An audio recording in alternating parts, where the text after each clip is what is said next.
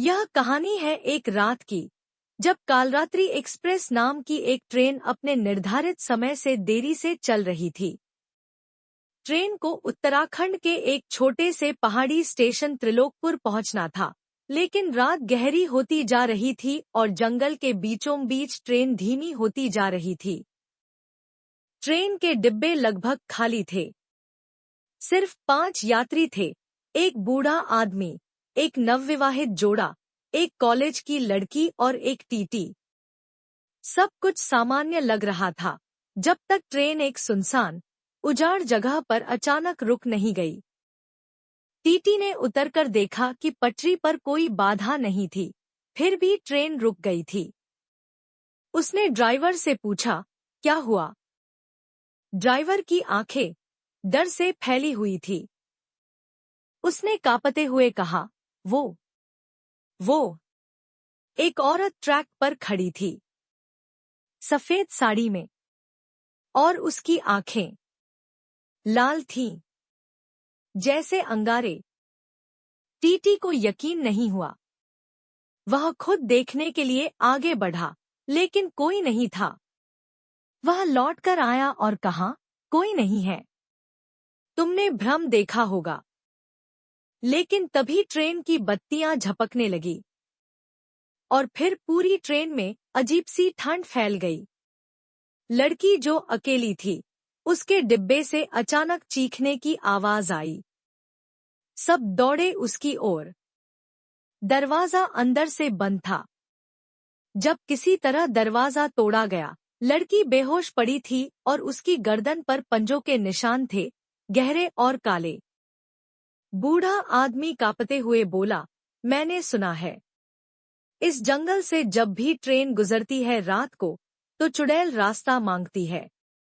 जिसने भी मना किया, उसे वो उठा ले जाती है। नवविवाहित जोड़े की पत्नी डर से रोने लगी, हमें यहाँ से निकलना होगा।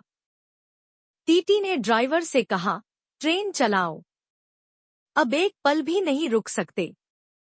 ड्राइवर ने इंजन चालू किया, लेकिन ट्रेन हिल भी नहीं रही थी, मानो किसी ने उसे जकड़ लिया हो। और फिर अचानक सभी को एक साया दिखाई दिया, एक लंबा कद, बिखरे बाल, लाल आंखें और मुंह से खून टपकता हुआ। वह चुड़ैल ट्रेन के सामने खड़ी थी। ड्राइवर ने जोर लगाकर ट्रेन चालू की, और जैसे ही ट्रेन हिली, वह चुड़ैल हवा में उड़कर एक डिब्बे की छत पर आ गिरी। लोग चीखने लगे। ट्रेन अब पूरी रफ्तार से दौड़ रही थी, लेकिन उस छत से कोई चीज सरकती हुई आगे बढ़ रही थी, जैसे मौत करीब आ रही हो। अचानक छत फाड़कर चुड़ैल डिब्बे में घुसी और सीधे उस बूढ़े आदमी की ओर बढ़ी।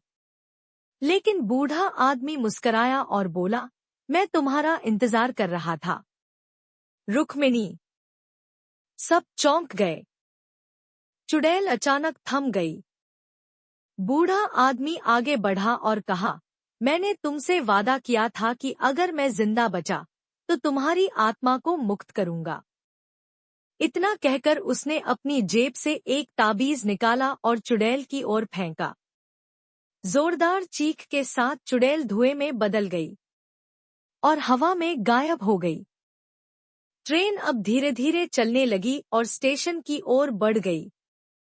बूढ़ा आदमी कुछ नहीं बोला, बस खिड़की से बाहर देखता रहा। अगली सुबह जब ट्रेन त्रिलोकपुर पहुंची, तो बूढ़ा आदमी गायब था। ना सीट पर था, ना कहीं और। बस उसकी जगह एक चिट्ठी पड़ी थी, रुक्मिणी को मुक्त कर दिया। अब मैं भी चैन से जा सकता हूँ। मत ढूंढना मुझे। अभी भी लोग कहते हैं कि अगर रात को ट्रेन उस जंगल से देर से गुजरे, तो कभी-कभी छत पर कोई परछाई दौड़ती नजर आती है।